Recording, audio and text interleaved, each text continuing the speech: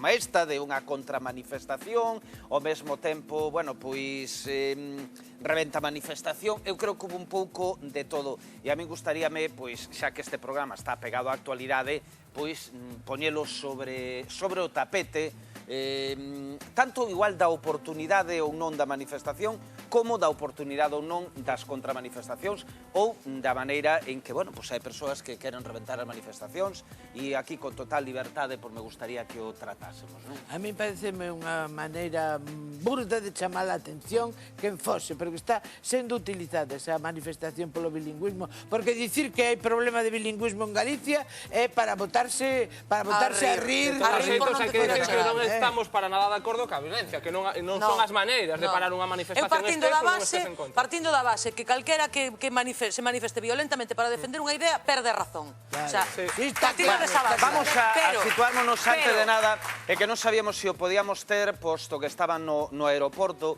pero xa moito me temía que se lle vai retrasar o avión, porque en Galicia dá a impresión de que neste mesmo momento é imposible que ningún avión aterre, tal como están as cousas. Carlos Callón, da Mesa pola Normalización Lingüística, quixera que nos dese a súa opinión. Moi boas tardes, Carlos. Hola, moi boas tardes. Ten razón que non é moi bo día para voar. Non é bo día para voar, e aseguroche que é mellor agardar onde estés tranquiliño, tomar media dúcia de descafeinados, porque en Galicia creo que vai estar a cousa complicada agora pola tarde.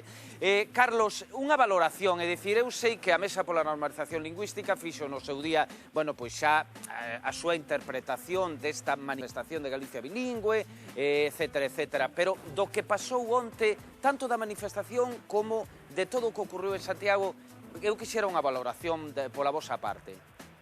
Sí, a ver, en primeiro lugar, non sei ben que no dixo, non? Pero concordamos totalmente, non? Con que calquera idea que se pode defender pola violencia, pois deslegitímase, non? A Mesa, desde logo, rexeita toda actuación violenta. Pensamos que o que mostran as imaxes tamén son accións violentas, tanto por parte de algúns minoritarios contra manifestantes, como tamén por parte da policía, que debe aclarar o Ministerio do Interior, non? Pero causa mágoa tamén, sobre todo, que é o central ver xente manifestándose contra o galego na capital de Galiza, non? Unha marcha do odio, unha marcha do racismo lingüístico que lamentamos, non? Porque non é unha manifestación para defender os dereitos dun grupo social, é unha manifestación para que se desampare o galego, unha manifestación para retirarlle dereitos a unha parte importante da poboación, por non dicir a todos os galegos e a todas as galegas, e, por tanto, lamentamos esa tal manifestación, pero festexamos tamén que a sociedade galega lles dese as costas, non? Porque tamén o que mostran as imaxes é un inmenso fracaso. Carlos, igual alguén di que isto, bueno, pois é grupos minoritarios, e alguén di que isto pode callar na poboación, de tal maneira que eu ainda outro día cunha boa amiga pois falaba deste tema, soábame moi peligroso o TBC. Non, é que agora impoñen o galego por decreto lei. Gustaríame que desde a Mesa pola Normalización Lingüística dixerades algo a este respecto. Estos son frases textuales dunha amiga, é dicir... Claro, pero que o feito de recoñecer que o galego o galego existe non porque o inventemos agora, non é que se crea a TVG así de súpeto para inventar unha lingua, ou que se crea a Xunta de Galiza para inventar unha lingua. O galego é unha lingua milenaria, e os galegos e galegas non somos cidadáns de segunda, temos que ter dereito a poder utilizala con normalidade en calquera ámbito, non?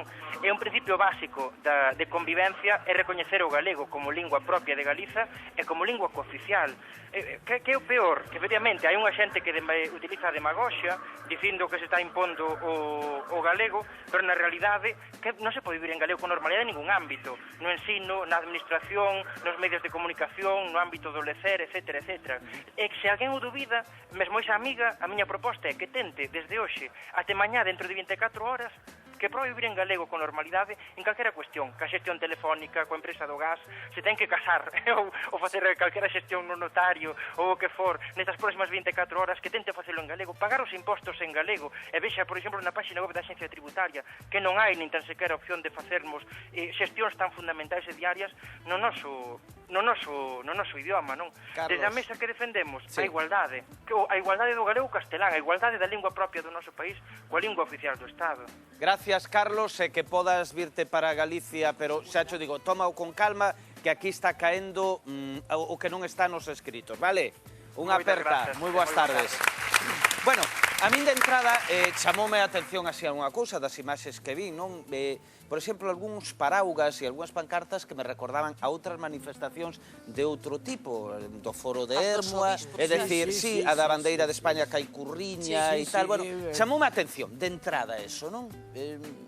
A mí o que máis me chamou a atención é que na cabeza desa manifestación os galegos contábanse cos dedos dunha man, basicamente.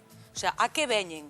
A crear unha polémica que non existe en Galicia. Porque que me veñan a decir a min que non se pode vivir en bilingüismo aquí en Galicia, cando xa está todo máis mezclado que que... O sea, eu, que recibín tortas dunha profesora porque me dice que nena máis bruta, que niña máis bruta habla en gallego. E era o galego que aprendín no meu barrio, non o galego que aprenden ahora os rapaces na escola. Que ahora temos dereito a que os nosos fillos aprendan quen queira, porque a ninguén te obligan a aprender en galego. Vale, que despois na ensinanza tens que aprender certas asignaturas en galego, pero é a lingua desta comunidade. Eu durante anos É que aí dá a impresión, decía o Carlos, dilo ti, e dicímolo o que nos pariron en galego. Vamos a ver, é que hai un error de bulto que nos queren facer ahora comunicar con rodas e colar con roda de muiño. É que o idioma desta comunidade é o galego. E o galego estivo maltratado de por vida, a ver se se enteran dunha vez. Cando este prohibido. É que así. E o castelán tan non está en tal que só temos que coller os periódicos que hai en Galicia. A ver cantos están en galego. As emisoras de radio, a ver cantas falan en galego. As de televisión, excepto a Televisión de Galicia, etcétera, etcétera. Pero que o castelán está en peligro. Home, por Dios. Home, por Dios. É que a mí me cabrea.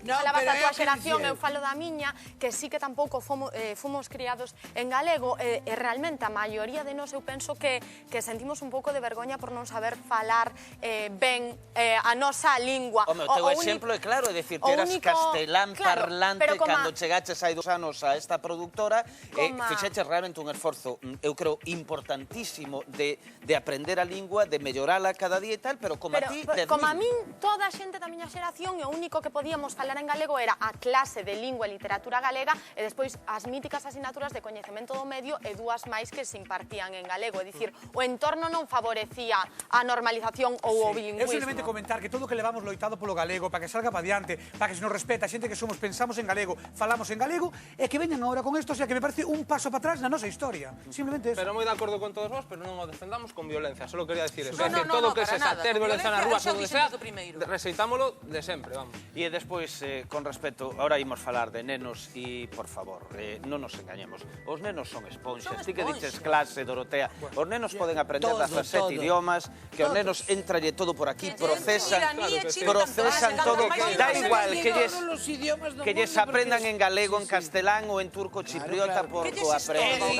Que estorba os pais, non os nenos. O bilingüismo é unha riqueza, non todo o contrario, non é unha desgracia, todo o contrario é unha riqueza. Eu, de todas maneiras, de verdad, vamos a iniciar unha campaña electoral dentro de pouco e que o idioma, o noso idioma, forme parte deso, pareceme terrible. Pareceme terrible. E ver, con perdón, non quero politizar, pero ver a Rosa Díez detrás desa pancarta, francamente, nada máis. Me fai perder o pouco respeto que tiña por ela. É o que dicía eu antes, que está utilizando isto como propaganda do seu partido. Que como se non chegara xa unha dereita. De todas maneiras, hai unha lei de normalización lingüística que non se usa. Foi un pouco aquelo como os pactos da Moncloa, en que chegaron a un acordo todos. É dicir, temos que remontarnos atrás. É dicir, no tema do idioma, no tema da autonomía, no tema do concepto de país. Pero bueno, en fin, eu creo que a imensa maioría teno claro. E aquí está o concepto de liberdade, para que cada quen... É que non é necesario... A min parece unha tomadura de pelo esta manifestación. No, viñan buscando o enfrentamento e o conseguiron, está claro. Para que despois saia nos telexornales dicindo detidos 4 independentistas. Pero que independentistas, home, que independentistas? Vamos falar de nenos e vamos falar de fervedellos.